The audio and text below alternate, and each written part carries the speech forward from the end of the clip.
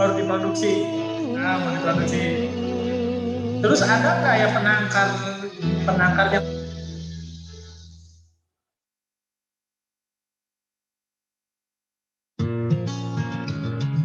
88,6 FM Radio Pertanian Ciawi.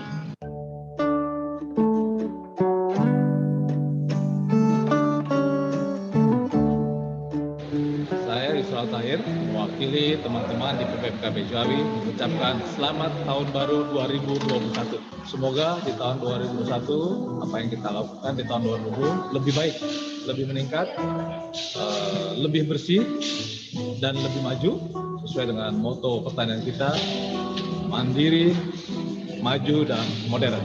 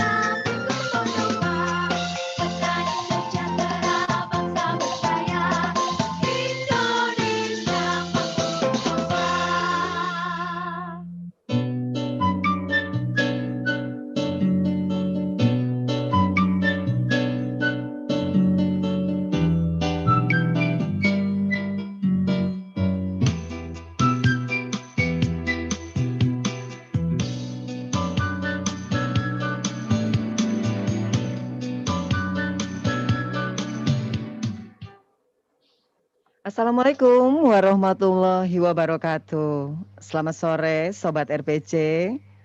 Jumpa lagi kita di acara Saung Tani, Sarana Ruang Informasi Tani.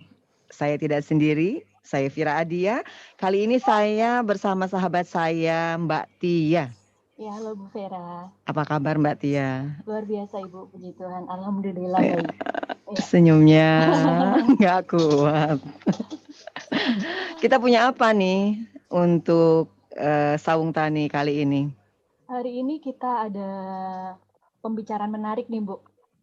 Temanya itu tentang Raisa untuk produktivitas petani padi rawa. Raisa. Beneran Raisa? Iya. Bukan Raiso ya?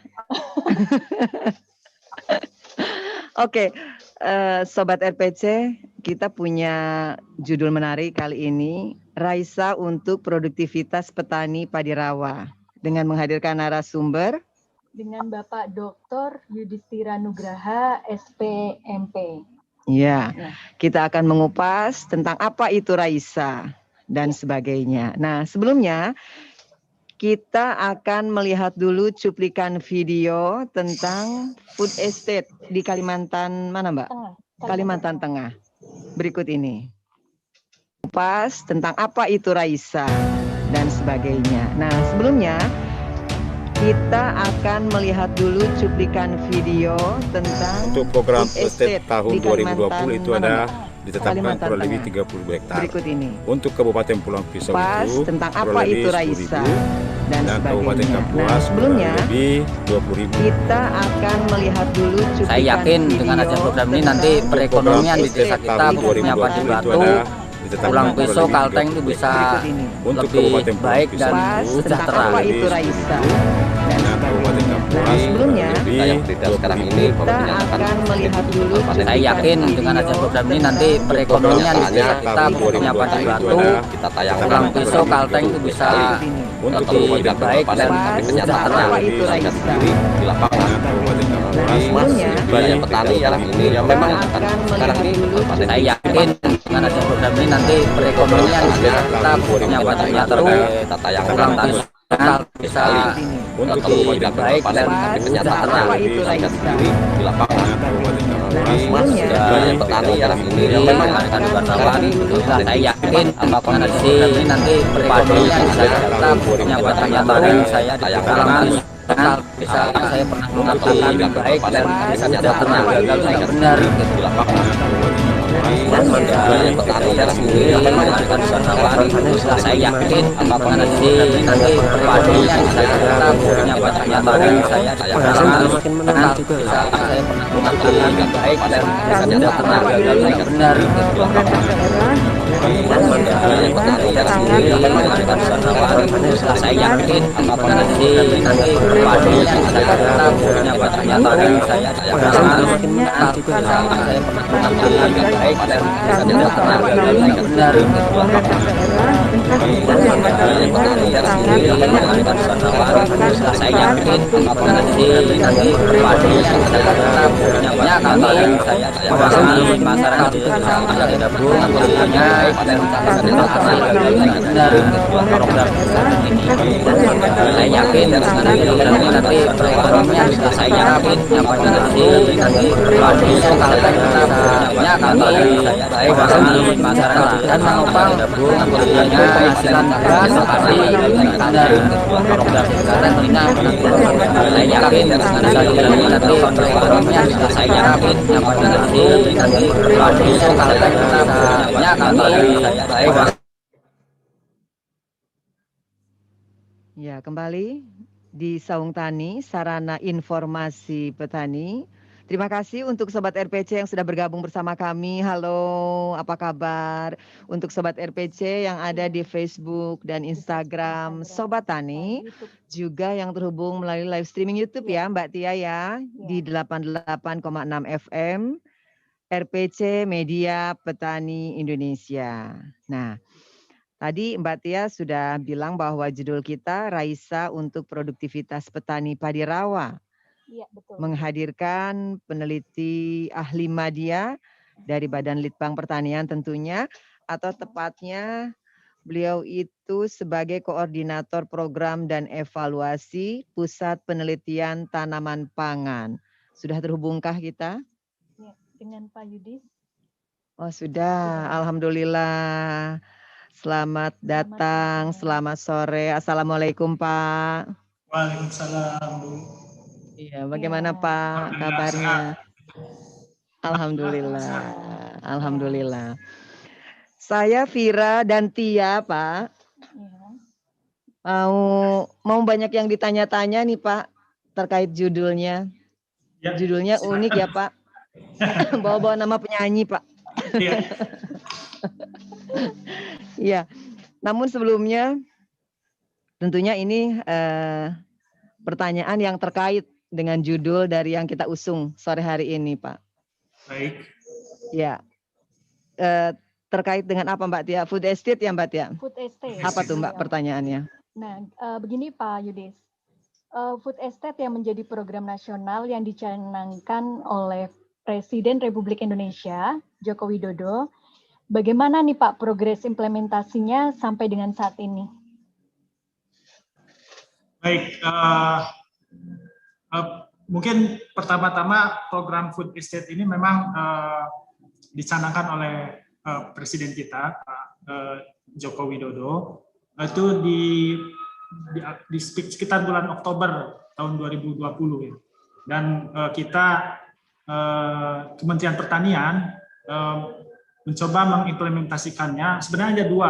Yang pertama di di Kalimantan Tengah itu untuk komoditas padi dan tanaman pangan lainnya. Kemudian di Humbang Hasudutan itu fokusnya di komoditas hortikultura. Nah, untuk yang tanaman pangan, kebetulan saya sendiri di Pusat Penelitian dan Pengembangan Tanaman Pangan, memang kami terlibat di sana. Awal implementasinya itu sekitar bulan Oktober ya, untuk pengembangan padi itu ada sekitar 30.000 hektar. Nah, karena ini baru, kemudian juga tantangannya cukup berat, berada di lahan rawa. Memang kemarin untuk tahun 2020 ini kita bisa menanam sekitar 20.000 hektar. Jadi kemarin juga ada evaluasi dari Pak Sekjen ya, Pak Sekjen, kemudian juga Pak Menteri juga beberapa hari yang lalu juga meninjau lokasi USS di Kalimantan Tengah. Jadi tinggal 10.000 hektar yang memang belum bisa ditanam, dan sisa yang belum bisa ditanam itu akan segera direalisasikan di tahun ini, sehingga target 30.000 hektar itu bisa tercapai untuk musim tanam pertama di kawasan Putih. Kemudian dari apa yang ditanam di 20.000 hektar itu, memang ada pemberitaan yang mungkin Bapak Ibu juga mendengar bahwasannya ada kegagalan, tetapi memang itu hanya spot-spot kecil saja dari mayoritas keseluruhan yang kami pantau di sana. Itu terjadi peningkatan produktivitas padi. Biasanya petani hanya memperoleh 2-3 ton per hektar. Dengan adanya program food estate ini, petani bisa mendapatkan hasil 4-5 ton per hektar. Bahkan ada di lokasi tertentu itu 6,5 ton per hektar. Mungkin demikian Bu, progres terkini dari food estate, dan memang di beberapa lokasi belum panen. Mudah-mudahan juga bisa menghasilkan produksi padi yang bisa memuaskan petani. Oke, baik Pak Yudhistira, kayaknya nggak afdol nih Pak kalau Bapak kenalan dulu nih sama pendengar kita. Sebutannya Sobat RPC Pak. Iya. Begitu datang condong dengan pertanyaan ya. Iya. Sementara narasumbernya belum memperkenalkan diri. Iya. Ya nggak afdol ya. Iya, boleh Pak kenalan dulu sama pendengar kita. Sebutannya Sobat RPC, monggo. Dan kita terhubung di live streaming YouTube 88,6 FM. Juga di Instagram dan Facebook Sobat Tani. Monggo Pak. Baik, nama saya Yudhistira Nugraha. Saya bekerja di Pusat Penelitian dan Pengembangan Tanaman Pangan sebagai peneliti. Kemudian juga ditugasi sebagai koordinator program dan evaluasi. Sebenarnya keahlian saya di bidang penelitian itu pemulia tanaman ya, pemulia tanaman.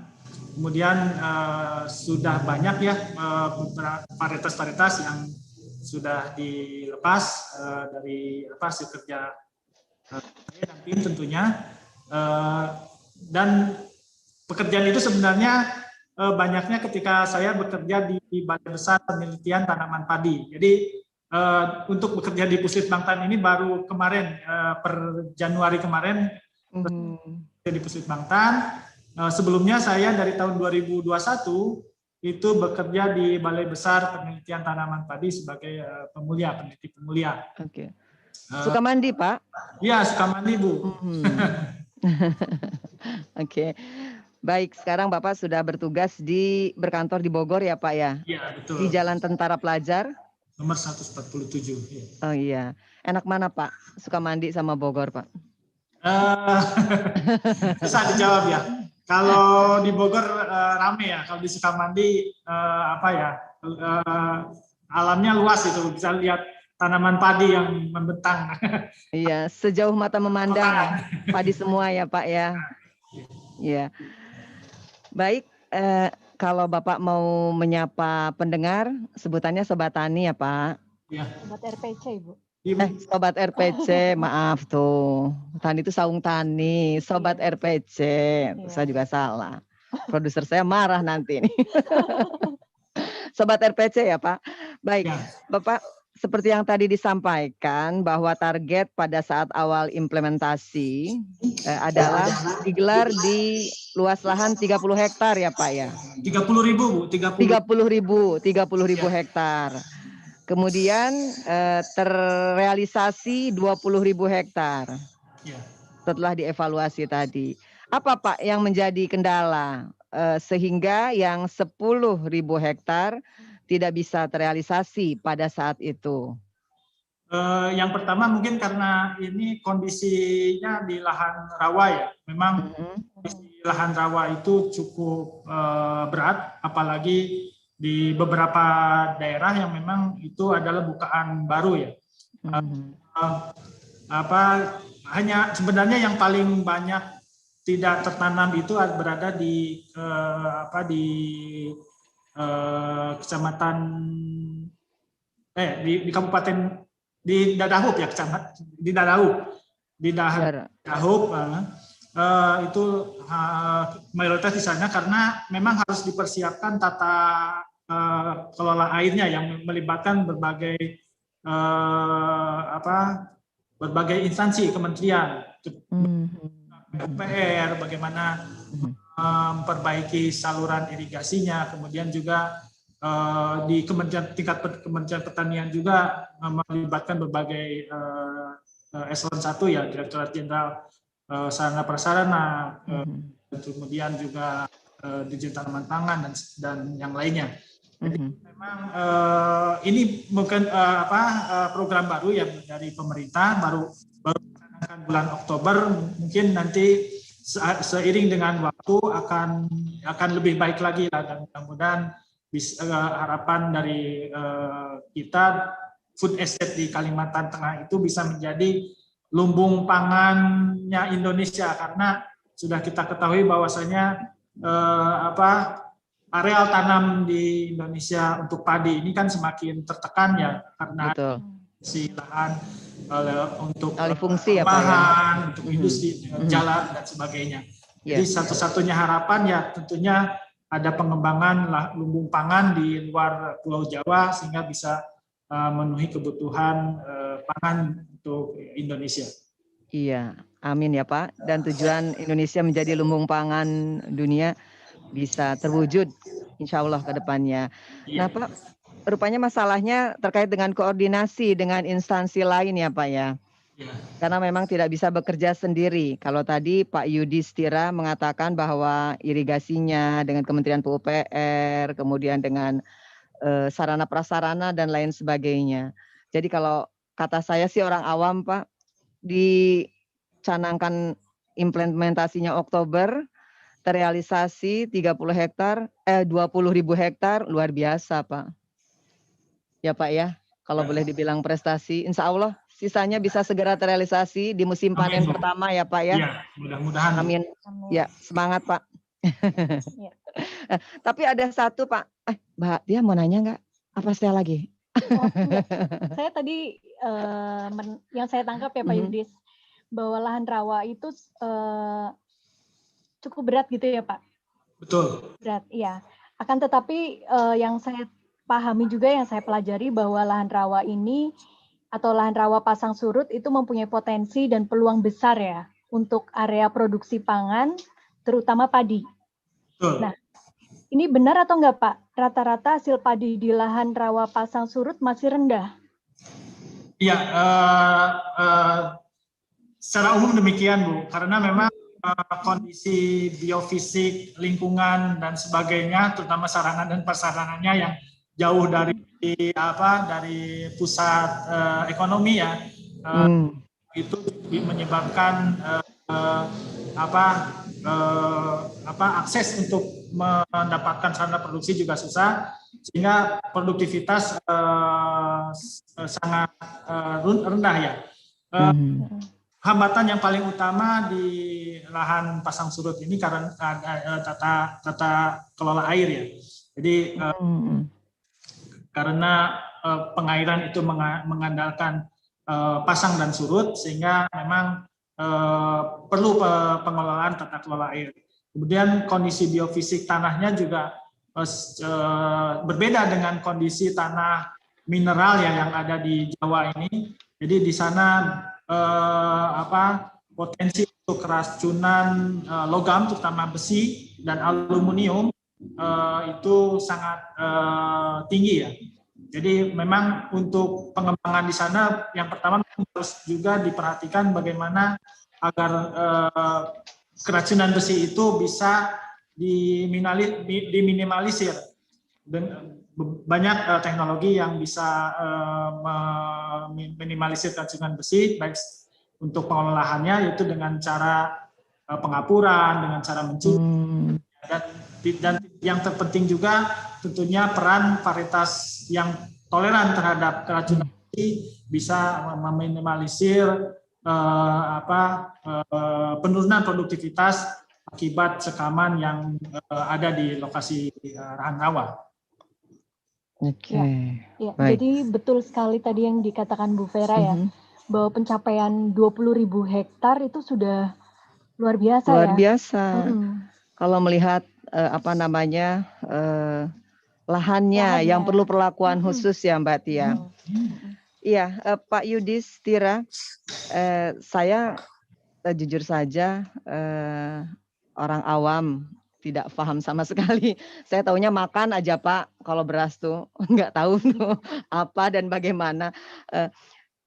Kalau misalnya ada tidak perbedaan yang spesifik padi yang dihasilkan dari pertanian pasang surut tadi, kemudian dengan yang di lahan yang biasanya saya lihat, ada nggak hal?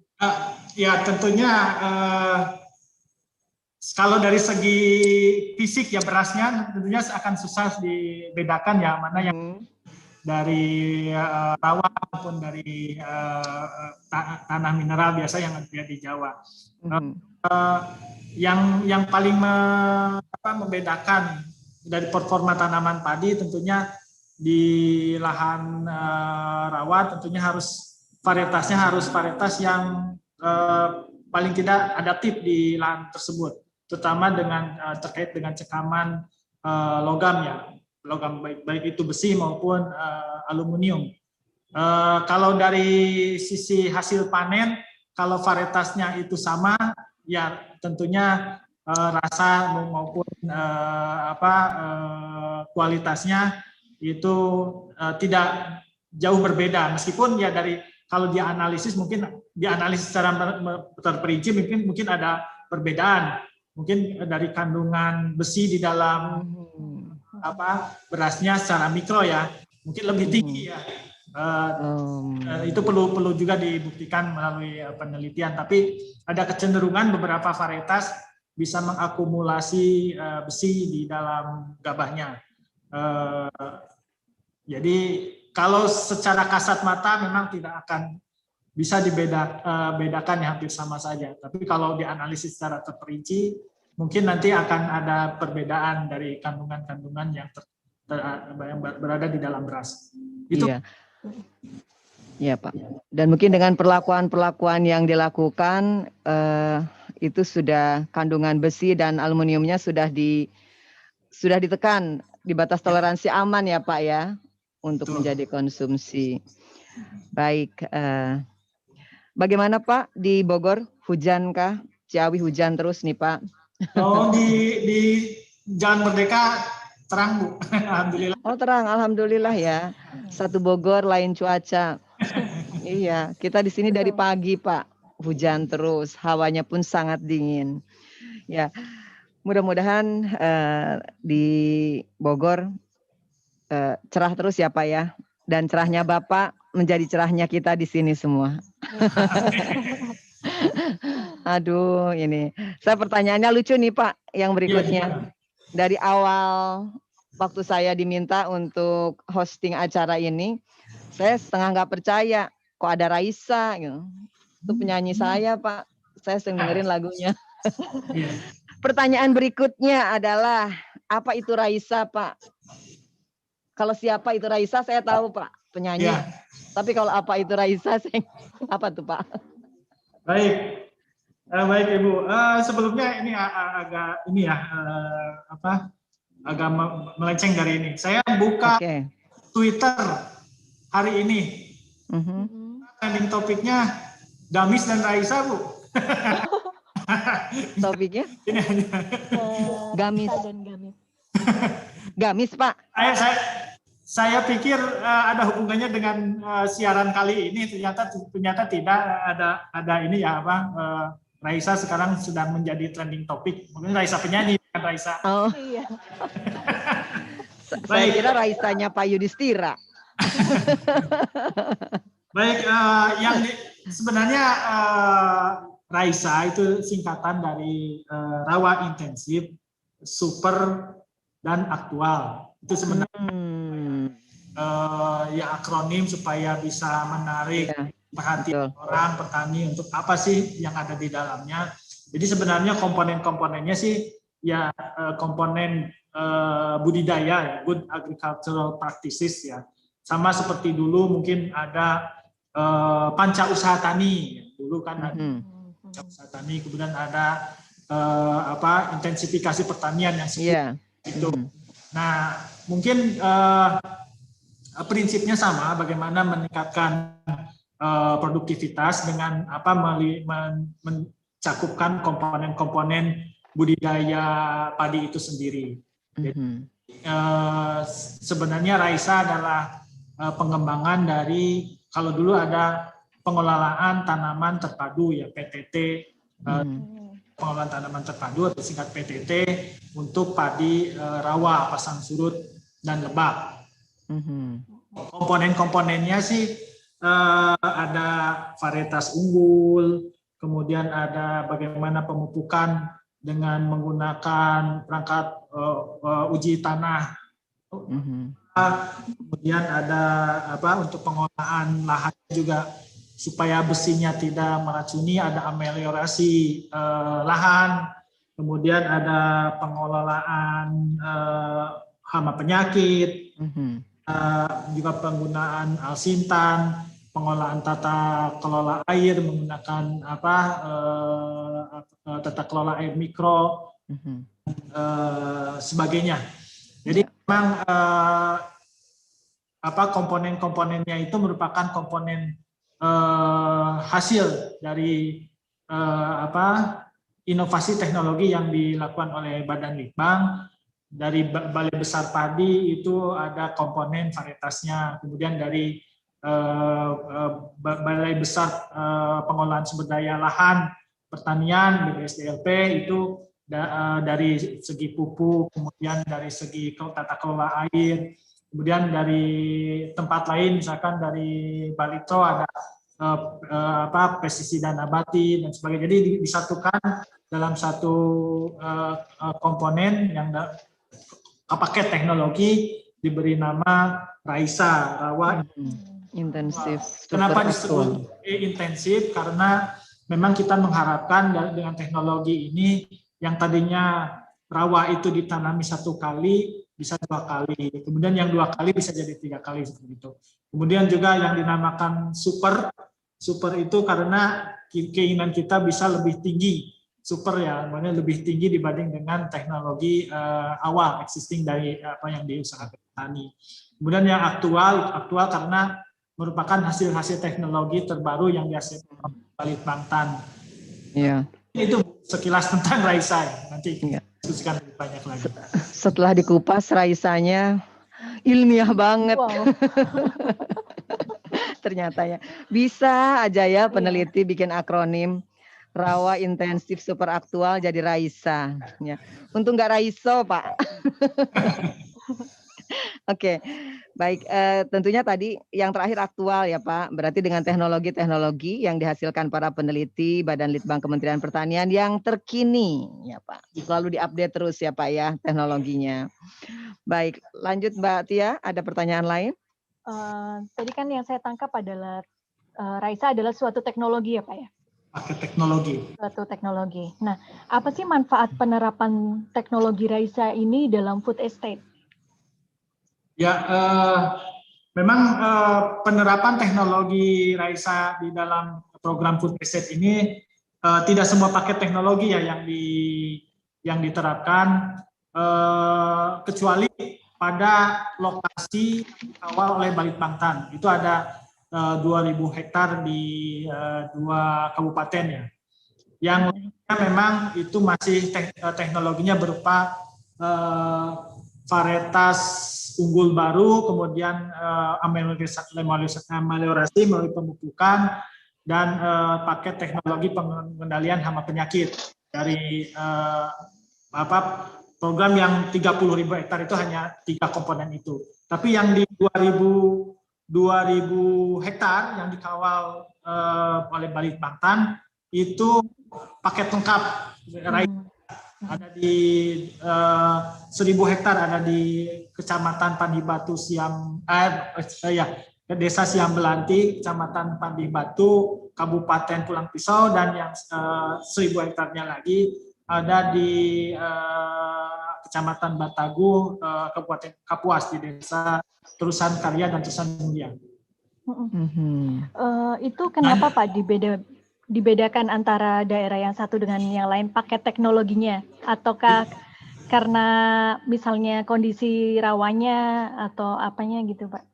Jadi dari 2.000 hektar itu sebenarnya diharapkan menjadi model ya untuk daerah-daerah sekitarnya.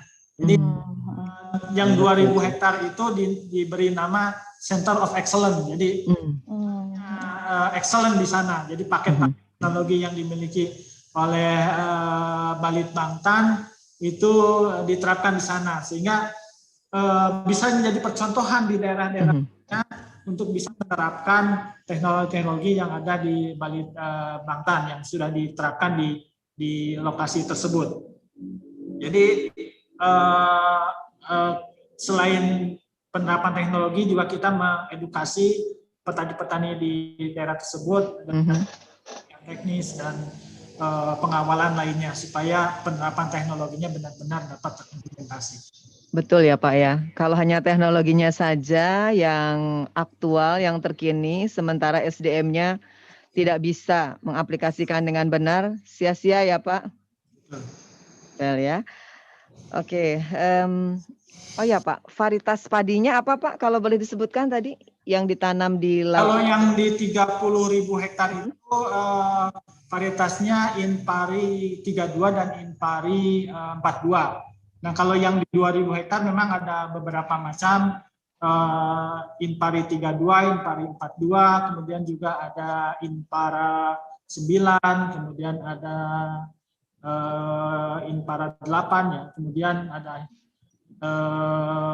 Nutrizing juga di sana ditanam, Nutrizing, dan beberapa padi hibrida ya juga ditanam di sana. Oh, jadi yang 2.000 hektar ini memang tadi Center of Excellence ya Pak ya. Artinya menjadi contoh lah ya, dengan penerapan teknologi hasilnya seperti apa. Tapi memungkinkankah di luas lahan yang 30.000 itu ditanam dengan varietas lainnya yang ada di 2.000 hektar seperti Inpara 9, Inpara 8 dan Nutrizing serta padi hibrida tadi Pak? Secara teknis memungkinkan ya, karena dari hasil yang kami peroleh di Center of Excellence itu memang rata-rata cukup memuaskan dan bisa diterapkan di daerah-daerah yang dari sekitarnya untuk lebih menyebar luas, dan sebenarnya dari Center of Excellence itu nantinya akan menjadi benih Bu. Oh ya. Nanti setelah jadi benih ini kan yang ditanam petani itu kelas benih pokok ya, sehingga nanti menjadi benih sebar. Nah, benih sebarnya itu nanti untuk daerah-daerah sekitarnya untuk mendukung musim tanam berikutnya. Jadi sebenarnya benih yang itu nanti akan tentunya varietas yang sama akan ditanam juga di kabupaten lainnya ya Pak ya. Luar ya, dikasih luar selain Center of Excellence di kawasan food estate. Oke. Baik, Eh, aku tanya lagi ya Mbak Tia ya. Iya, Ya, silakan. masih terkait dengan varietasnya Pak. Hmm. Ketika para peneliti di Badan Litbang menentukan varietas-varietas yang akan ditanam di luasan lahan padi pasang surut ini Pak, pasti ada alasan mengapa varietas ini yang dipilih. Tentunya ada keunggulan-keunggulannya ya Pak. Boleh Pak disebutkan apa tuh Pak keunggulan dari varietas secara general keseluruhan saja, karena ini tidak hanya satu ya. Keunggulannya Ya. apa? Ya tentunya yang pertama produktivitas ya, produktivitas rata-rata sudah melebihi dari 6 ton per hektar. Potensi hasilnya ya, potensi hasil melebihi 6 ton per hektar. Dibandingkan dengan varietas lokal misalkan yang biasa ditanam petani di sana sampai 4 ton per hektar. Jadi potensi sudah unggul dari sana. Kemudian juga yang paling diperhatikan juga tentunya preferensi mutu berasnya di sana seperti apa. Ternyata di daerah Kalimantan Tengah itu menginginkan nasinya nasi yang pulen, jadi tidak seperti namanya yang suka akan nasi yang agak keras, dan di Kalimantan Tengah yang agak pulen. Jadi kita pilih juga varietas-varietas yang rasa nasinya tentunya pulen. Yang paling penting juga hasil dari, sebenarnya penentuan itu juga hasil dari kajian teman-teman yang ada di Balai Besar Pengkajian Teknologi Pertanian BPTP Kalimantan Tengah. Ini rekomendasi ada dari mereka sehingga cocoklah, sudah teruji sebelumnya bahwa memang varietas yang ditanam itu sudah ada informasi adaptasi di daerah tersebut. Banyak sekali menghasilkan varietas, jadi hanya beberapa varietas saja yang dipilih berdasarkan rekomendasi dari BPTP Kalimantan Tengah. Oke, sudah disesuaikan dengan spesifikasi wilayahnya ya Pak ya. Karena kalau memang potensi produktivitasnya lebih dari varietas lokal, mungkin juga akan membangun minat petaninya ya Pak ya untuk bertanam itu. Kemudian rasa, saya nggak sampai ke sana loh Pak. Ternyata para peneliti itu memikirkan sampai ke sana ya. Harus sesuai dengan kebiasaan dari masyarakat setempat. Dan preferensi sukanya ya tadi betul ya. Ternyata suka nasi pulen kayak kita ya, orang di Jawa Barat sukanya nasi pulen kan Pak ya. Ya. Oke Mbak Tia, ada pertanyaan lainnya? Ini Pak, terkait produksi Pak. Berapa target produksi untuk perpanennya Pak? Untuk per itu hektarnya ya? Iya, per hektarnya. Targetkan 5 sampai 6 ton lah per hektar. Lebih baik dibanding dengan yang existing petani biasanya. Tadi petani tadi Bapak katakan hanya 3 sampai 4 ton ya Pak ya? Ya, betul. Ada keuntungan 1 ton per hektar sudah cukup itu ya memberikan hasil yang memuaskan buat petani. Kemudian pola tanamnya bagaimana Pak? Panennya berapa kali dalam setahun dan sebagainya? Nah, sebenarnya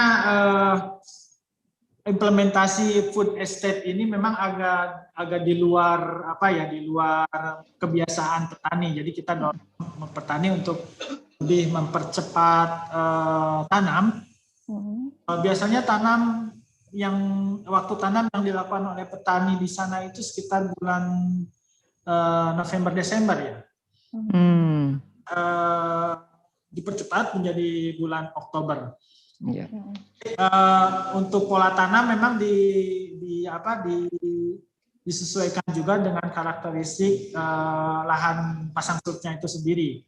Mungkin yang sarana prasarana tata kelola airnya cukup baik, mungkin bisa kita intervensi, bisa tanam itu bisa 2 sampai 3 kali setahun. Untuk yang mungkin yang baru buka lahan baru ya, pembukaan lahan baru itu mungkin 2 kali tanam itu sudah cukup bagus untuk di lahan rawa ya Pak. Memang lahan rawa itu memang cukup berat untuk dikelola. Effort yang khusus, karakteristiknya juga cukup beragam, tidak bisa disamaratakan gitu ya, seperti apa yang kita lihat di Jawa lahannya yang sudah mantap lah, sudah terkelola dengan baik. Tapi bukan tidak mungkin ya Pak, kalau ini terus dilakukan, lahan rawa juga akan seperti lahan yang ada di Jawa ya Pak ya? Betul. Ya, oke. Ya, Ibu, saya kembali ke Raisa sebentar ya. Boleh. Gini Pak, apakah dengan adanya Raisa ini kan di lahan pasang surut ya Pak ya? Apakah tetap mempertahankan keberlanjutan ekosistem? Maksudnya kan ekosistem itu lingkungannya ya. Lingkungannya, karena biasanya kan lahan rawa itu apa ya, jangan diganggu gitu istilahnya. Ya. Memang itu isu terkait dengan lahan rawa, bahkan food estate ini juga sampai dipertanyakan oleh pihak dulu mantan senat di Amerika sana ya, kunjungan ke kementerian dan dialog dengan Bapak Sekjen. Sebenarnya untuk lahan rawa yang dikelola ini sebenarnya peruntukannya kan untuk tanaman padi ya. Yang dikhawatirkan oleh pengamat lingkungan dan sebagainya itu terganggu dari sisi gambutnya. Oke. Untuk yang pengelolaan food estate ini kita sudah petakan di Balai Besar Penelitian dan Sumber Daya Lahan Pertanian bahwa yang digunakan untuk tanaman pertanian itu tidak mengganggu lahan gambut. Jadi sebenarnya gambut yang ada itu tetap dipertahankan berupa hutan, tetapi tahan lahan yang mineral lah yang dijadikan tempat untuk pengembangan pertanian. Jadi bukan lahan gambutnya sebenarnya.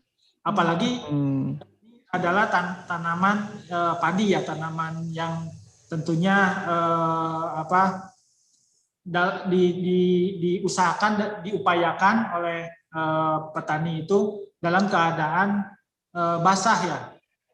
Dikhawatirkan adalah ketika itu kering kemudian terjadinya kebakaran. Nah kalau itu sih yang jadi concernnya gambut, kemudian nanti adanya kebakaran hutan. Nah kalau padi kan tetap basah ya Bu ya. Iya. Keringnya, tapi diupayakan lah. Jadi tidak ada pengeringan dan sebagainya. Dengan menanam padi itu lahan menjadi terus basah sehingga kebakaran hutan bisa dihindari, diminimalisir ya Pak ya. Ya, jadi memang kekhawatiran itu tidak beralasan ya, karena poinnya kita tidak mengganggu lahan gambut. Oke, baik. Jadi sudah dipastikan ya. Ya, bahwa tidak mengganggu lingkungan, ya. Karena memang ini juga mungkin suatu pilihan ya, pengembangan program food estate adalah untuk pemenuhan kebutuhan pangan masyarakat kita ya. Apalagi dengan pencanangan lumbung pangan di 2045. Betul ya Pak Yudis ya? Betul. Ya. Oke, nggak apa-apa Pak, lanjut atau mau break dulu? Berapa menit Bu? Bapak mau sholat ya? Mau sholat dulu ya? Mangga Pak. 5 menit ya? 5 menit oke Pak. Oke ya.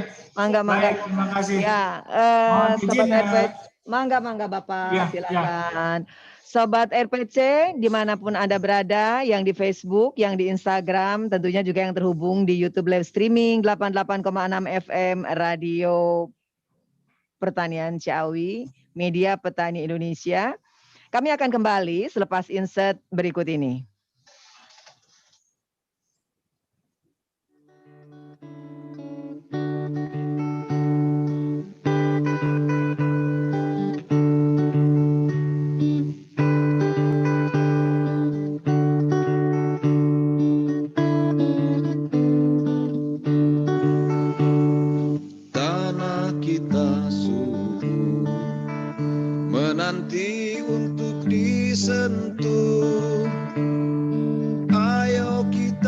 segera bangun, menanam di lahan tidur.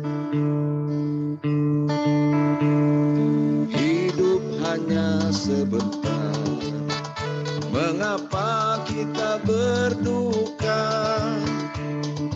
Ambil pacul dan parangmu, kelola lahan tidurmu. Bersatu padu kita sambut, ajaklah semua teman. Petani muda hidup mulia, teruskan kerja orang tua.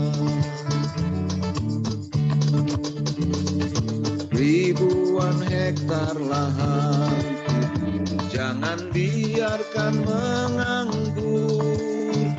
Bukankah kita ingin makmur, segeralah kita menandur. Lahan tidur jadi solusi, petani muda beraksi. Kedaulatan pangan terbukti, dunia pun mengakui. Tanah kita menanti untuk disentuh. Ayo kita segera bangun, menanam di lahan tidur. Hidup hanya sebentar, mengapa kita berduka? Ambil pacul dan parangmu, kelola lahan tidurmu. Kelola lahan tidurmu, kelola lahan tidurmu, kelola lahan tidurmu.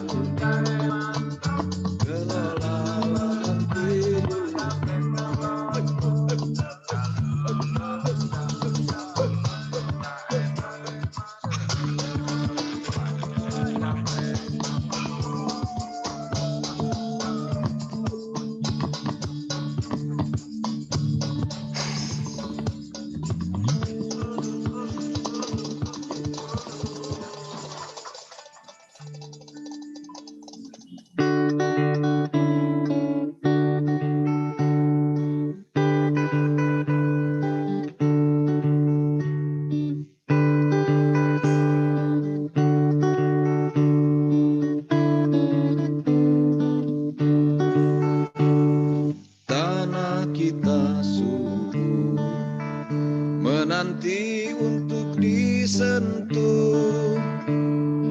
Ayo kita segera bangun, menanam di lahan tidur. Hidup hanya sebentar, mengapa kita berduka? Ambil pacul dan parangmu, kelola lahan tidurmu. Bersatu padu kita sambut, ajaklah semua teman. Petani muda hidup mulia, teruskan kerja orang tua. Ribuan hektar lahan, jangan biarkan menganggur. Bukankah kita ingin makmur, segeralah kita menandur. Lahan tidur jadi solusi, petani muda beraksi. Kedaulatan pangan terbukti, dunia pun mengakui. Tanah kita menanti untuk disentuh.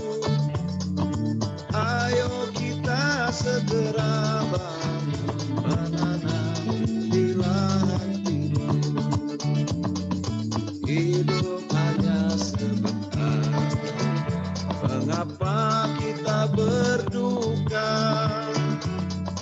Ambil pacul dan parangmu, kelola lahan tidurmu, kelola lahan tidurmu, kelola lahan tidurmu, kelola lahan tidurmu, kelola lahan tidurmu.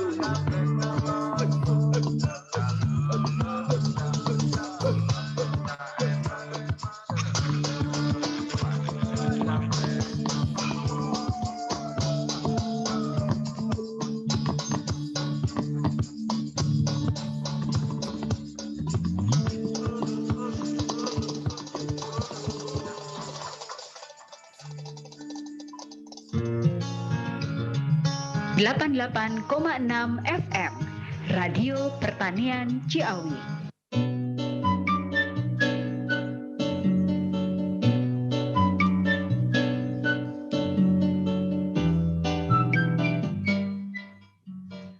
Ya, kembali bersama saya Vira Adia dan Tia, juga Bapak Dr. Yudhistira Nugraha, ya, di acara Saung Tani, Sarana Informasi Ruang Tani, Sarana Ruang Informasi Tani, betul ya, Mbak? Betul. Terima kasih Pak Yudhistira sudah kembali bergabung bersama kami. Terima kasih juga untuk Sobat RPC, baik yang terhubung via live streaming YouTube, Instagram, dan Facebook, untuk tetap bersama kami, menyimak obrolan kami di Saung Tani ini tentang Raisa untuk produktivitas petani padi rawa. Ya, tadi sudah kita kupas apa itu Raisa. Bukan Raisa yang katanya lagi jadi trending topik saat ini, seperti yang disampaikan Pak Yudhistira. Update juga Pak Yudhistira. Cerita tentang bagaimana Raisa dan Hamis Daud ya. Iya, bukan Raisa yang rawa intensif super aktual. Langsung ilmiah. Begitu dengar akronimnya. Benar kan peneliti ada-ada aja ya. Namanya ini ternyata ilmiah sekali. Baik, terima kasih Pak Yudhis sudah kembali bergabung. Mbak Tia sudah dari tadi sudah ingin menanyakan sesuatu. Iya. Silakan Mbak. Iya, terima kasih Bu Vera. Masih terkait produksi nih Pak. Tadi kan dikatakan bahwa produksinya ada di Kalimantan Selatan ya. Selain di Kalimantan Selatan ada di daerah mana aja Pak? Yang mana Bu? Raisa apa gimana? Raisa. Kalteng. Jadi sebenarnya Kalimantan Tengah. Maaf. Kalimantan Tengah ya Pak? Iya. Jangan geser ke selatan loh. Di beberapa daerah juga sudah diimplementasikan teknologi.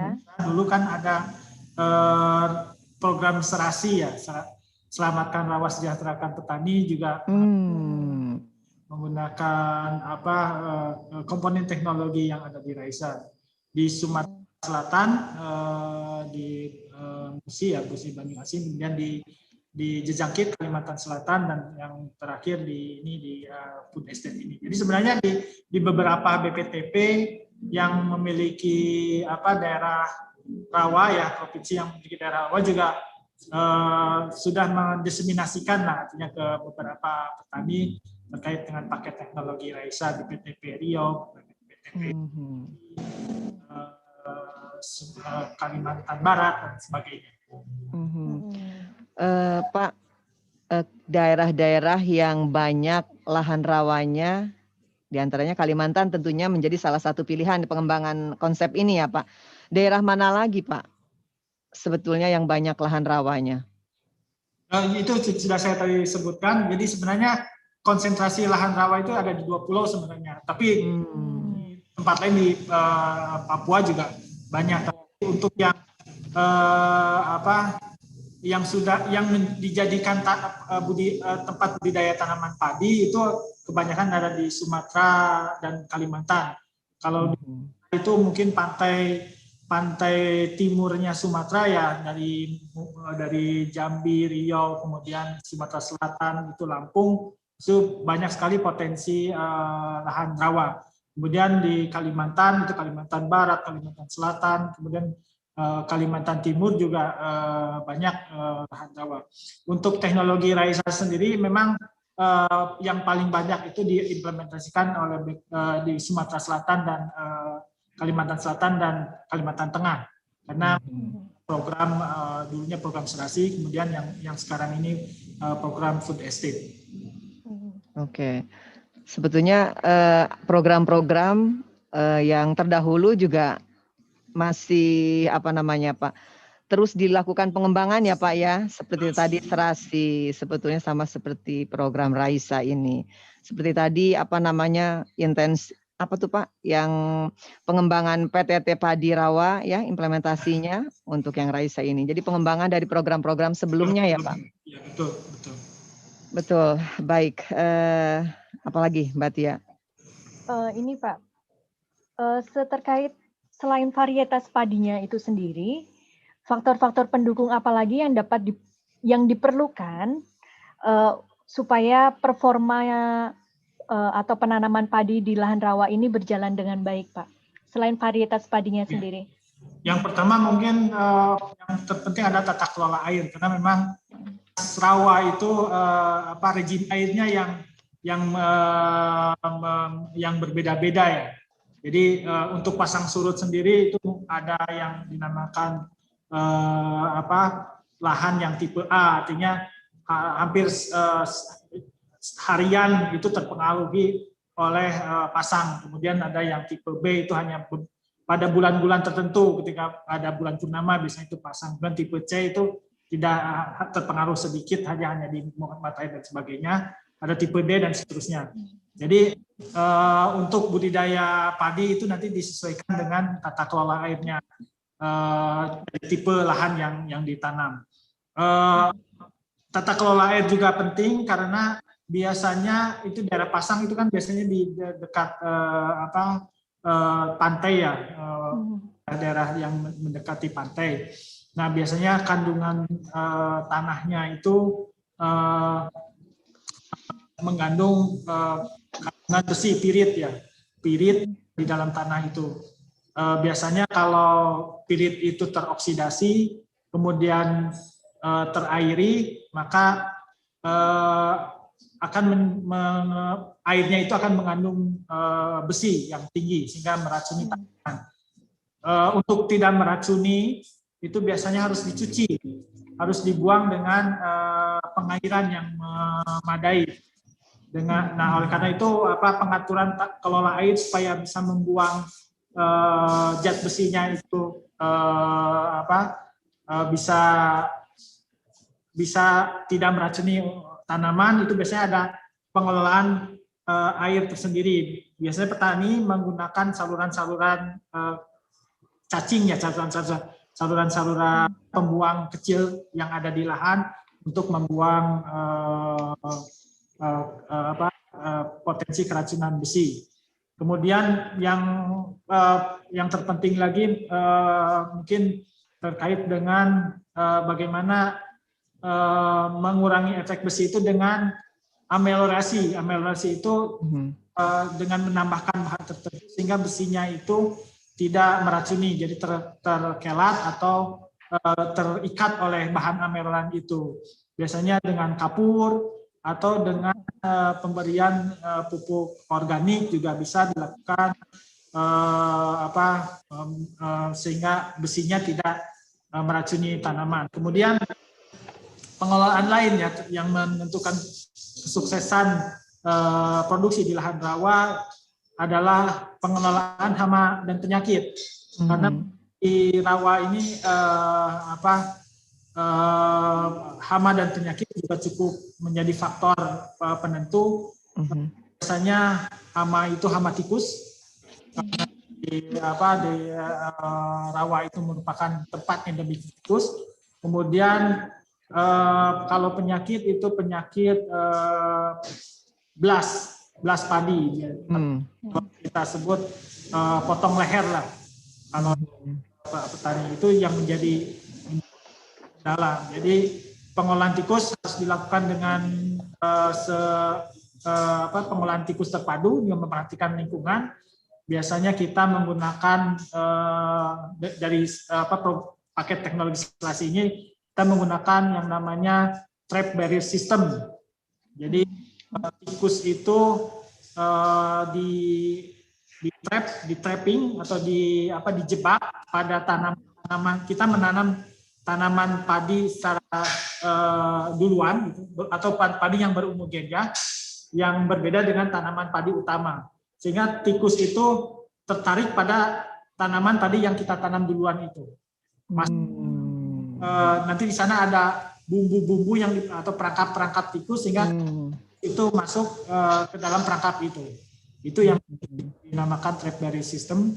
Kemudian untuk penyakit blast memang belum kita bisa menggunakan fungisida, tapi memang fungisida itu harganya mahal. Salah satu cara yang paling efektif adalah menggunakan varietas tahan blast. Kita juga sudah mengeluarkan beberapa varietas yang tahan blast, yang termasuk yang ada dikembangkan di food estate ini, ketahanan blastnya sudah teruji. Kemudian yang terpenting lagi, karena di lahan rawa itu sumber daya manusia kurang.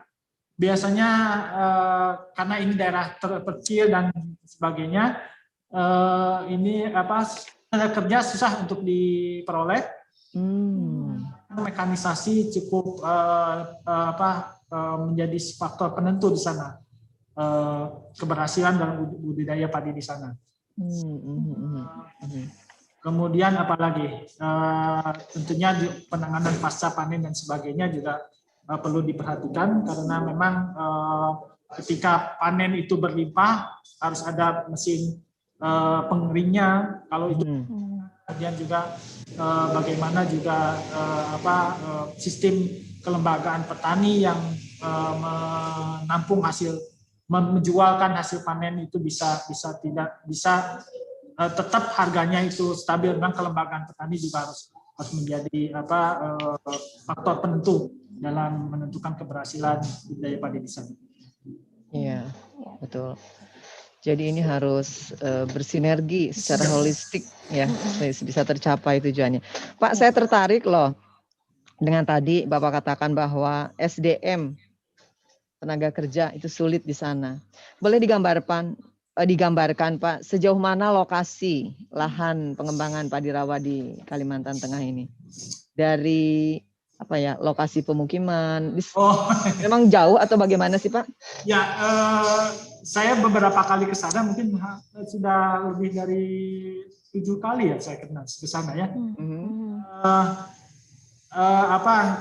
Untuk ke sana memang dari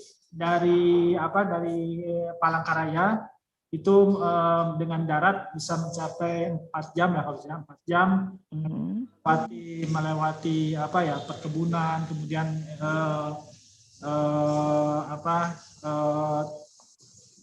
hutan-hutan dan sebagainya. Memang sekarang akses jalan sih sudah relatif mudah ya, terutama untuk yang di Kabupaten Pulang Pisau. Akan tetapi jalannya itu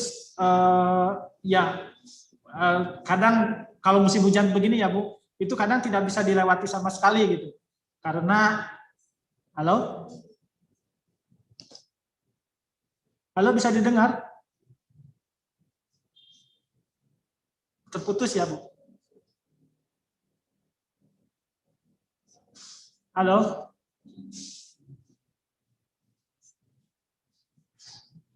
Halo?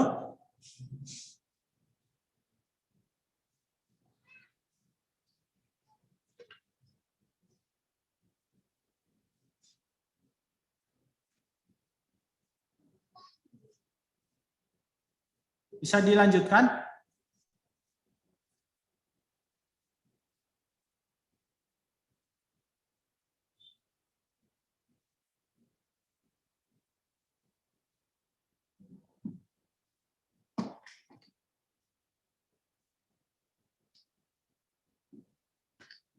Halo, Assalamualaikum. Ya, gimana? Langsung aja lanjut ya, Bu. Nah, Ya, baik. Ya. Baik, saya lanjutkan sebagai gambaran. Memang dari Palangkaraya ke Desa Siambelanti itu 4 jam melewati perkebunan, hutan. Memang ada beberapa perkampungan di sana. Jalannya memang untuk saat ini sepertinya sedang rusak ya, tidak bisa dilewati sehingga bisa diakses lewat jalan sungai. Di gambaran, jadi memang akses transportasi itu baru dibangun beberapa tahun yang lalu sehingga bisa dilewati oleh jalan. Kemudian yang di Kecamatan Batagu di Kabupaten Kapuas itu satu-satunya jalan ke sana harus menggunakan sungai, transportasi sungai yang menggunakan itu sekitar 1,5 jam dari Kabupaten Kapuas, kota Kapuasnya sendiri melalui speedboat. Jadi memang ya untuk kesuksesan food estate ini salah satunya mungkin juga transportasi itu diperbaiki. Infrastrukturnya ya Pak ya. Infrastrukturnya dan juga di tempat-tempat yang lain yang mungkin hanya diakses oleh jalan sungai ya. Beberapa tempat di Sumatera Selatan juga seperti itu. Ya memang agak, tapi ketika itu infrastrukturnya sudah dibuka dengan bagus seperti apa yang ada di Telang misalkan di Sumatera Selatan, perkembangan pertanian di sana cukup maju. Pembangunan pertanian itu tidak hanya pertanian saja, tapi juga harus didukung oleh pembangunan yang lain, terutama infrastruktur. Betul Pak, setuju sekali Pak. Saya pernah 2 kali ke Telang, Sulawesi Selatan Pak. Untuk saat itu ada panen di pertanian rawa ya Pak, pasang surut. Memang saya lihat lokasinya luar biasa ya Pak. Kalau kita naik speedboat, seandainya speedboatnya tenggelam nggak ketemu Pak, airnya coklat Pak. Ya luar biasa itu perjuangannya. Saya tidak bisa bayangkan bagaimana yang di Kalimantan. Tadi Bapak bilang bahwa SDM ya Pak, yang tenaganya ya Pak ya, tenaga SDM-nya yang kurang. Nah, apa Pak langkah yang dilakukan? Karena kan tadi saya di awal juga mengatakan disetujui oleh Bapak bahwa teknologi secanggih apapun tanpa ada SDM-nya nggak ada artinya ya Pak ya. Nah, ketika kekurangan tenaga ini apa yang dilakukan Pak? Lahannya kan sedemikian luas. Lokasinya tidak mudah dijangkau. Tentunya tidak sembarang orang yang mau bekerja dan bertani di sana. Gimana nih Pak? Yang pertama mungkin memanfaatkan SDM yang ada di sana ya, dengan organisasi dan sebagainya, jadi lebih efisien kerjanya. Jadi persatuan luas lahan itu bisa dikelola oleh hanya beberapa orang saja. Jadi sebenarnya pertanian seperti itulah yang sudah diimplementasikan di tempat-tempat negara-negara maju seperti di Australia, di Amerika. Itu satu orang itu bisa mengelola lahan 10.000 hektar, coba bayangkan, dengan mekanisasi dan tentunya teknologi modern. Iya, betul. Memang kita belum sampai ke sana. Jadi yang pertama mungkin yaitu bagaimana memodernisasi mekanisasi pertanian. Kemudian yang kedua itu alternatif lainnya yaitu mendatangkan SDM dari tempat lain, tentunya dengan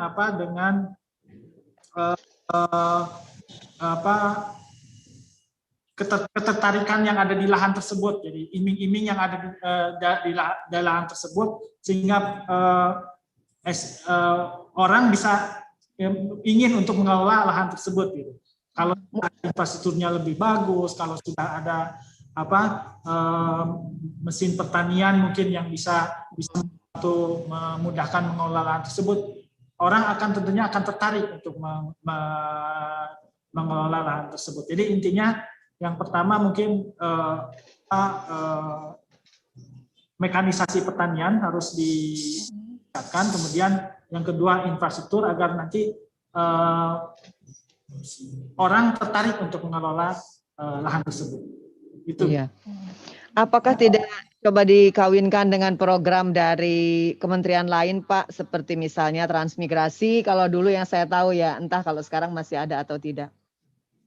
Ya termasuk ya, dari program Food Estate ini keterlibatan dari Kementerian Tenaga Kerja dan Transmigrasi. Di sana juga ada apa ya? Ada keterlibatan di sana. Kemudian Kementerian Pedesaan juga ada.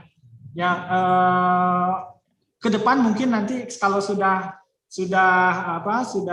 sarana dan prasarannya sudah baik, mungkin program transmigrasi dengan konsep yang agak berbeda mungkinnya tidak. Kalau dulu memang sebenarnya tempat yang dikelola ini sebenarnya dulu ada tempat transmigrasi juga dan petani yang sudah sudah berhasil dan bisa menikmati lah hasil kerjanya. Tapi bagaimana saya mendengarkan cerita dari petani tersebut, bagaimana susahnya mereka berjuang hidup. Jadi hanya survivor aja yang bisa bertahan di situ dan kemudian berhasil gitu. Betul Pak. Makanya kebanyakan dari transmigran itu sudah tidak mengelola lagi, ditinggalkan lahannya begitu saja dan diteruskan oleh yang survivor ini yang sekarang. Betul. Mungkin konsepnya karena memang sekarang kan orang lebih memilih kerja yang lebih mudah gitu, ke kota ya. Kalau dulu memang mindset manusianya berbeda, bagaimana untuk bertahan hidup bisa ini. Tapi sekarang dengan adanya iming-iming mudahnya kerja di kota dan sebagainya, pilihannya ya tentunya ingin bekerja di kota daripada susah payah bekerja di pertanian. Tapi kita tidak itu di Kementerian Pertanian juga tidak tinggal diam, artinya bagaimana mengedukasi petani, mengedukasi selain petani gitu ya, supaya tertarik kepada dunia pertanian. Dan ini mungkin juga tanggung jawab dari BBSDMP juga ya untuk betul Pak, betul. Bagaimana betul Pak. Orang-orang lebih tertarik lagi ke dunia pertanian, yaitu dengan jalan keluarnya itu dengan teknologi, dengan modernisasi pertanian. Betul Pak, setuju sekali Pak. Banyak program di BPPSDMP yang mengedepankan membangun minat petani milenial Pak. Ya. Tentunya dibarengi dengan teknologi ya Pak ya. Kalau masih yang tradisional kan kita tentunya tidak bisa bersaing, banyak kompetitor di luar sana ya. Jadi memang ini salah satu pilihan dan mudah-mudahan dengan obrolan kita nih Pak, terbangun paling tidak orang-orang yang memang mempunyai semangat untuk bertani ya. Siapa tahu juga berminat untuk menjadi petani padi pasang surut. Saya pernah ke daerah transmigrasi Pak, di daerah Papua. Lahannya bukan lahan pasang surut. Itu saja luar biasa. Kalau tadi Pak Yudhistira bilang itu hanya survival saja. Yang survive betul-betul ya Pak, yang bisa bertahan. Dan memang luar biasa mereka. Apalagi di lahan yang perlu perjuangan lebih seperti di lahan pasang surut seperti ini. Luar biasa ya Pak. Baik, saya lebih tertarik juga tuh Pak untuk bertanya. Ketika program ini digulirkan, bahkan ingin diimplementasikan, setelah tentunya melalui beberapa tahap ya Pak, penggodokan dan sebagainya, ada tidak Pak dari sebagian masyarakat di wilayah tersebut, ini masalah sosial ya Pak, tentunya juga ini bukan hal yang mudah, yang menentang dan tidak menerima, masih ada tidak Pak yang seperti itu? Saya menemuinya di lokasi Bu. Yang memang tidak menerima seutuhnya dari program Food Estate. Jadi ketika ada kami sebenarnya dari awal sudah melakukan sosialisasi terkait dengan program Food Estate ini. Jadi melalui pendekatan, tentunya pendekatan kepada perangkat desa, kemudian kepada kelompok petani, kemudian kepada petani itu sendiri. Secara persuasif ya, tidak begitu frontal. Jadi kami jelaskan apa sebenarnya program food estate ini. Jadi memang karakter manusia itu kan beda-beda ya. Betul Pak. Secara umum petani memang menerima. Memang ada 1-2 orang lah yang tidak. Jadi ketika kami memberikan misalnya bantuan benih, mereka tetap ingin menanam apa yang mereka biasa tanam gitu. Memang itu bertahap ya. Mungkin ketika melihat rekan lain petani yang ikut program ini berhasil, mungkin nanti mereka juga akan tertular ikut gitu. Jadi memang ini perlu proses. Jadi baru beberapa bulan berjalan ya, masih berproses lah. Mudah-mudahan kegiatan ini tetap berkelanjutan lah untuk mensejahterakan petani daerah tersebut. Betul Pak. Yang saya tahu ceritanya, untuk beralih dari satu varietas ke varietas lain saja, petani tidak mudah ya Pak ya. Kalau belum dibuktikan dengan hasil, biasanya seperti itu. Dan di sini biasanya peran penyuluh penting ya Pak. Ya, apa betul, kabar Kak, para penyuluhnya Pak?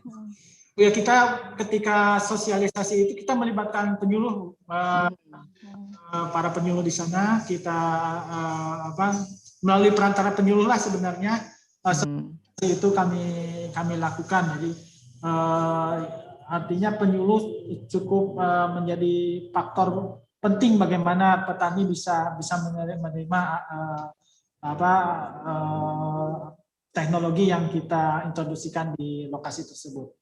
Secara intens terus berkoordinasi dengan para penyuluh.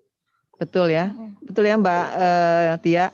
Jadi harmonis ya, peneliti mengeluarkan teknologinya, hasil penelitiannya disampaikan oleh para penyuluh kita dengan bahasa petaninya. Insya Allah itu bisa diterima. Biasanya penyuluh kan sangat mengetahui karakteristik dari masyarakat lingkungan setempat, begitu ya Pak ya? Betul. Oke, baik. Ada pertanyaan lain Mbak Tia? Menambahi aja sih mungkin, atau sudah dilakukankah bahwa dengan adanya teknologi Raisa ini, bahwa ada upaya untuk peningkatan pendapatan petani gitu Pak di padi rawa pasang surut gitu. Ya, tentunya dampak akhirnya adalah peningkatan pendapatan petani ya. Iya. Dengan teknologi Raisa ini diharapkan produksi meningkat, tetapi dengan input yang seminimal. Jadi penggunaan pestisida misalkan bisa dikurangi karena kita menggunakan pengelolaan tanaman, pengelolaan hama terpadu gitu ya. Kemudian juga dari segi misalkan dulu panennya dengan manual atau tanamnya dengan manual, kita lakukan dengan mesin jadi lebih efisien. Jadi ongkos produksi yang ditekan itu, sehingga di samping juga produktivitas yang meningkat, sehingga pendapatan petani tentunya bisa lebih meningkat juga. Oke, baik. Baik Sobat RPC yang terhubung di YouTube, kemudian juga di Instagram dan Facebook. Kami masih punya waktu kurang lebih 15 menit untuk Anda mendengarkan obrolan kami. Bila ada yang ingin ditanyakan, silahkan layangkan pertanyaannya di WhatsApp. Ya, Mbak Tia, nomor WhatsApp-nya boleh disebutkan? Apa itu? Ya, nomor WhatsApp-nya. Kok lupa ya? Jangan lupa dong. Oke, baik. Kembali saya sampaikan bahwa saat ini kami... Oke, nomornya sudah. Silahkan sebutkan Mbak Tia. Sobat RPC bisa bertanya melalui nomor WhatsApp di 081 283 88 7117. Oke, kita ulang di 081 283 887 117. Anda boleh melayangkan pertanyaannya. Dan kali ini ada narasumber kita, Bapak Dr. Yudhistira Nugraha SPMP, yang akan menjawab pertanyaan Anda tentang Raisa, bukan Raisa Hamis Daud ya. Raisa untuk produktivitas petani padi rawa dan segala hal mengenai pertanian padi rawa. Kami tunggu.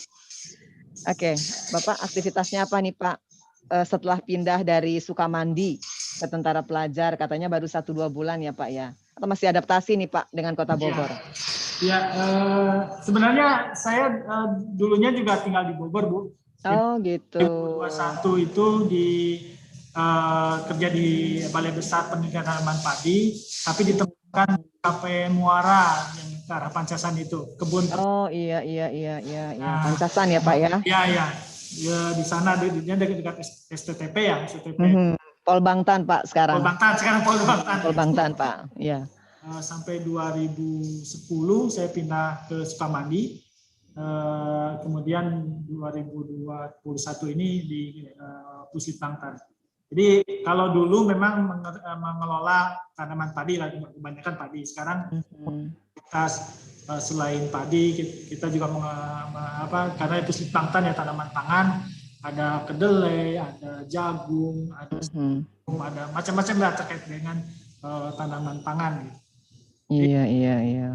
Yang membedakan yang lainnya yang hampir sama gitu, melakukan pengembangan dan seterusnya terkait dengan. Sedang ada target apa Pak untuk tahun 2021 ini? Untuk tahun 2021 kita coba untuk padi ya, kita coba melepas varietas unggul baru padi yang lainnya. Misalnya kita juga merencanakan melepas varietas padi rawa ya untuk pasang surut ya, yang lebih baik dari yang sudah ada dari segi ketahanan hama penyakit, toleransi terhadap cekaman Fe dan sebagainya, besi dan sebagainya. Kemudian juga kita juga akan melepas varietas jagung hibrida, Bu, jagung hibrida yang memang dominansi jagung hibrida ini oleh perusahaan-perusahaan multinasional ya. Kita ingin coba mengembangkan jagung hibrida produk dalam negeri. Kemudian juga di Balitkabi kita juga mau melepas varietas unggul kedelai yang toleran terhadap keracunan aluminium ya, asam. Hanya pengembangan kedelai itu tidak tergantung pada lahan-lahan setelah tanam padi gitu. Biasanya kan kalau tidak ditanam padi, kedelai, jagung, dan kedelai itu menjadi isu nasional ya karena memang daya saing produk kedelai itu, produktivitas kedelai kita kalah dengan padi. Iya, betul Pak. Kita mengembangkan di lahan-lahan suboptimal yang lahan kering masam itu masih luas sehingga bisa produksi kedelai nasional itu. Betul. Sehingga bisa menekan impor kedelainya ya Pak ya. Sehingga nggak petani tempe kemarin nggak ngamuk Pak. Iya betul. Itu yang menjadi concern kami di. Betul Pak. Mbak Tia nanti nggak ketemu tempe kalau tempe nggak ada. Oke, baik Pak. Mungkin nggak sih Pak ada varietas yang tidak disukai tikus? Nggak mungkin ya Pak ya? Tidak mungkin. Mungkin ya. Kalau ente kan yang lain bisa diminimalisir ya. Kalau tikus ini luar biasa ya. Satu lagi yang tidak mungkin itu sama burung, Bu. Oh iya burung ya, nggak mungkin. Ya ampun, luar biasa. Tapi mudah-mudahan Pak, kami selalu berharap ada hasil-hasil penelitian yang luar biasa dari teman-teman para peneliti di Badan Litbang Kementerian Pertanian. Amin ya Pak ya. Melihat jadwalnya luar biasa, tentunya juga walaupun sedang pandemi, tetap harus terus ya Pak ya? Ya, alhamdulillah. Perjalanan masih Pak? Kunjungan kemana? Masih tetap harus dilakukan kah? Masih Bu, masih beberapa peneliti masih ke lapangan. Rajin PCR dong Pak? Iya, kalau melalui akomodasi bandara ya harus pakai di minimal antigen lah. Iya betul Pak. Mudah-mudahan tetap mengedepankan protap kesehatan ya Pak ya. Ya. Salam sehat Pak untuk teman-teman. Oke, sudah ada pertanyaan Mbak Tia? Sebentar ya Bu. Oke. Ada pertanyaan? Pertanyaan saya sih buat Pak Yudis. Pertanyaan pribadi sih Pak. Maaf Pak, sudah berkeluarga? Sudah Bu. Putranya berapa Pak? 3. 3 ya Pak. Semua di Bogor Pak? Di Bandung, Bu. Oh di Bandung. Bapak orang Bandung ya Pak? KTP Bandung. KTP orang Sunda Pak? Orang Sunda, mohon, Bu. Oh semohon. Namanya Pak Nugraha, Yudhistira Nugraha. Pasti orang Sunda. Kalau orang Jawa Nugroho. Aduh seneng Pak ketemu sama-sama orang Bandung. Salam baktos kanggo sadayana di Bandung Pak, mohon. Oke, tidak ada yang ingin bertanya, yakin, tidak menyesal? Ya? YouTube-nya dibuka sayang. Ada di YouTube. Oke. Nggak kebaca di tempat saya. Iya, boleh ditulis saja. Waktu kita bergulir, kita tersisa 10 menit untuk acara Saung Tani ini.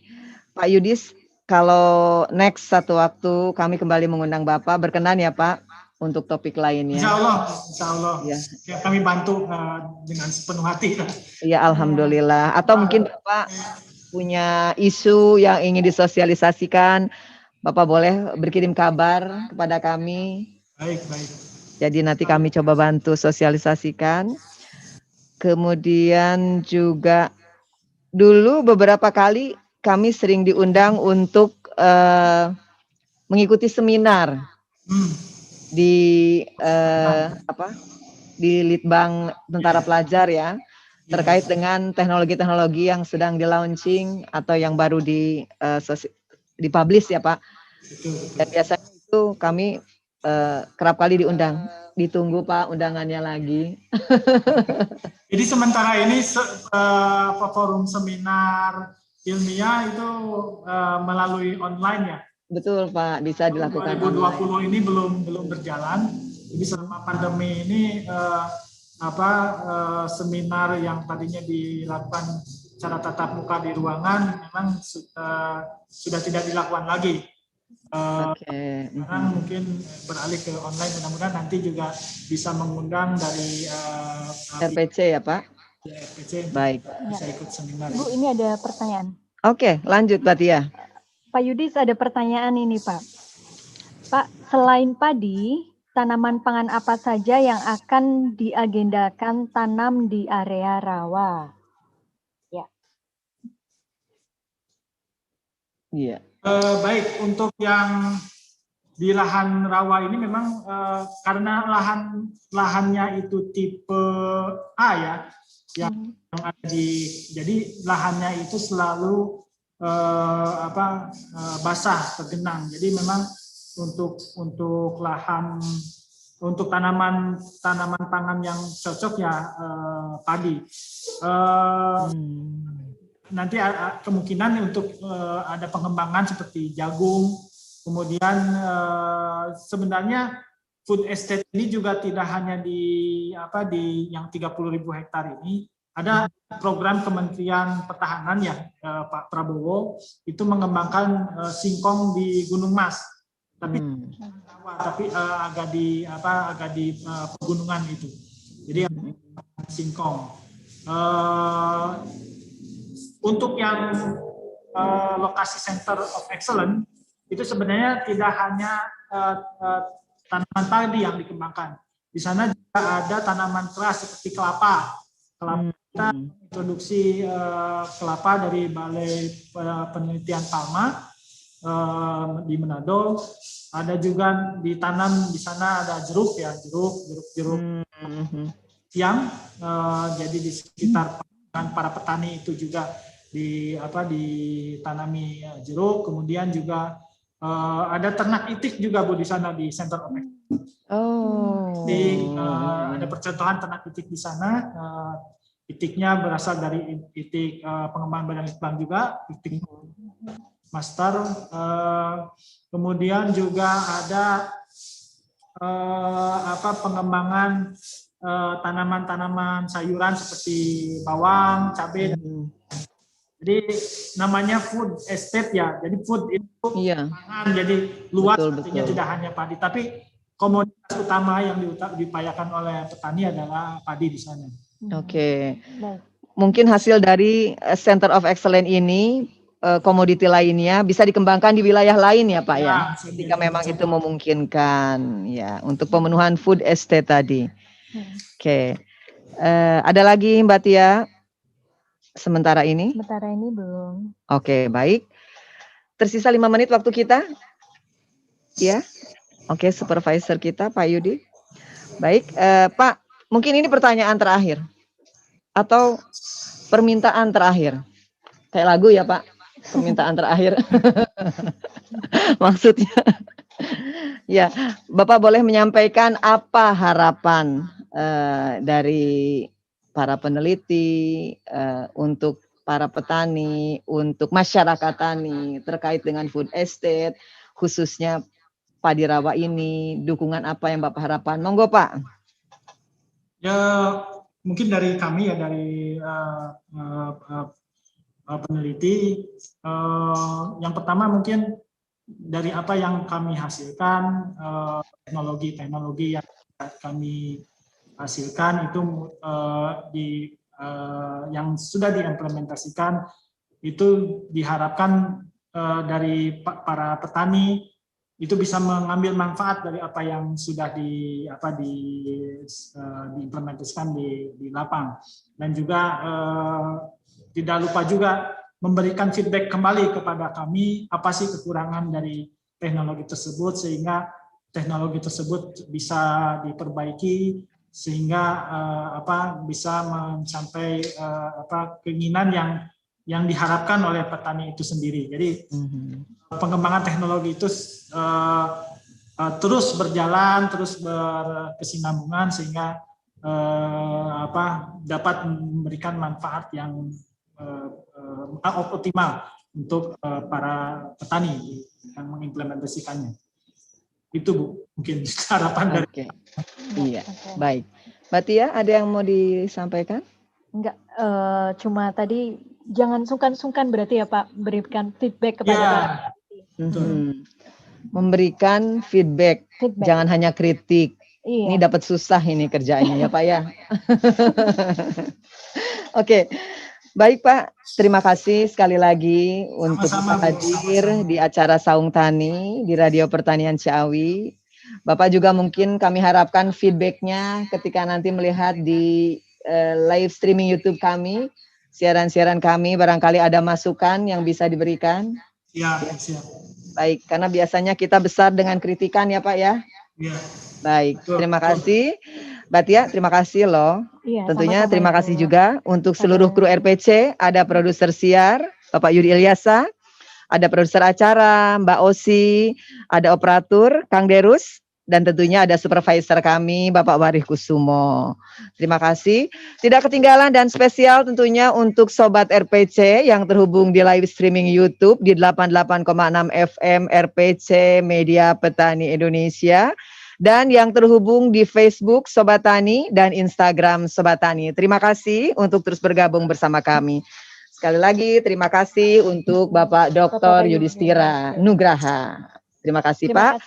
Demikian Sobat EPC, pertanian maju, mandiri, dan modern. Wassalamualaikum warahmatullahi wabarakatuh. Waalaikumsalam. Bu, izin live ya, live ruang. Enggak Bapak, hatur nuhun Pak, hatur nuhun. Keseharian masyarakat. Untuk program estate tahun 2020 itu ada ditetapkan kurang lebih 30 hektar. Untuk Kabupaten Pulang Pisau itu kurang lebih 10.000 dan Kabupaten Kapuas kurang lebih 20.000. Saya yakin dengan adanya program ini nanti perekonomian di desa kita khususnya Padi Batu, Pulang Pisau, Kalteng itu bisa lebih baik dan sejahtera gitu. Jadi seperti berita yang beredar sekarang ini bahwa dinyatakan food estate itu gagal panen itu tidak benar. Toh kenyataannya kalau berita itu kita tayangkan kan sangat lucu sekali. Kalau dibilang gagal panen tapi kenyataannya kita lihat sendiri di lapangan masih banyak petani yang ya memang sekarang ini musim panen Pak. Mungkin tentunya terkait pertanian, ya, mungkin yang sudah Bapak lihat sendiri, rekan-rekan di wartawan, beginilah kondisi padi di Desa Gedabung. Bahkan kemarin saya diberitakan saya pernah mengatakan Desa Gedabung itu gagal, itu nggak benar gitu loh. Ya, manfaat untuk food estate sendiri, alhamdulillah di kelompok saya manfaatnya semakin maju, semakin banyak pengalaman, juga banyak penghasilan juga makin menambah juga. Kami mewakili pemerintah daerah Provinsi Kalimantan Tengah sangat berterima kasih kepada pemerintah pusat. Kita dipilih menjadi tempat pengembangan food estate ini. Tidak hanya tanaman pertanian saja yang dikembangkan, namun didukung oleh infrastruktur yang ada, semuanya mendukung sini. Tentunya ini merupakan salah satu keuntungan bagi kami. Intinya kami mewakili masyarakat Desa Gedabung khususnya mengucapkan terima kasih lah dengan adanya program food estate ini.